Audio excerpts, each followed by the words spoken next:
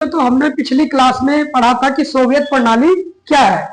तो इसके बाद हम लोग जानेंगे कि जो सोवियत प्रणाली के बाद हम लोग समझेंगे कि वहां पर जो गोर्बेचेव आता है, तो वो जब 1985 में जब राष्ट्रपति बनते हैं तो उनके द्वारा क्या क्या सुधार नीतियां चलाई जाती है। तो पहला चीज हम देखते हैं कि वो दो तरह की नीतियों को अपनाते हैं। पहला होता है ग्लास्नोस्ट और दूसरा होता है पेरेस्ट्राइका।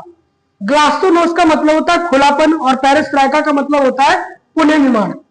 तो खुलापन का मतलब क्या था? खुलेपन का मतलब था कि अन्य दल बनाने की स्वतंत्रता वहां पर दी गई थी। सेकंड चीज, अभिव्यक्ति की आजादी वहां पर दी गई थी। इसी तरह से पुनर्निर्माण में देखोगे कि उस समय जो सरकार बनी थी गोर्बेचेव की, तो उन्होंने नए नए आर्थिक कार्यक्रम चलाए थे, जिस तरह से हमारे देश में मोदी सरकार चलाती है। इसी तरह से देखो कि ये करते तो अच्छे के लिए है, लेकिन होता क्या है कि जल्दी जब अन्य दलों को स्वतंत्रता मिलती है तो जल्दी मतलब जो पार्टी के भीतर के जो लोग होते हैं वो इसका विरोध करने लगते हैं कि आप इनको अगर ज्यादा अधिकार दोगे तो ये क्या करेंगे कि जल्दी हमारी बातों को सुनेंगे नहीं। तो इस कारण से क्या होता है कि सरकार जो है दोबारा से इन पर नियंत्रण बनाने की कोशिश करती है, जिसके कारण लोग जो है इनको बिल्कुल पूरी तरह से नकार देते हैं।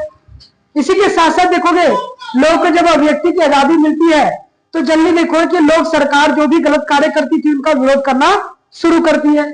इसी तरह से उन्होंने नए आर्थिक कार्यक्रम चलाए, लेकिन इसका फायदा जो है पब्लिक को बिल्कुल भी नहीं दिखा, जिसके कारण क्या होता है कि 1991 में जब चुनाव होते हैं तो चुनाव के बाद देखोगे कि सोवियत जो मिखाइल गोर्बाचेव होते हैं वो चुनाव को हार जाते हैं और बोरिस येल्सिन जो होते हैं वो राष्ट्रपति बनते हैं। और राष्ट्रपति बनने के साथ ही रूस, बेलारूस और यूक्रेन के साथ स्वयंसंघित विघटन की घोषणा कर दी जाती है। इसके बाद हम लोग देखेंगे कि अगली क्लास में कि शोक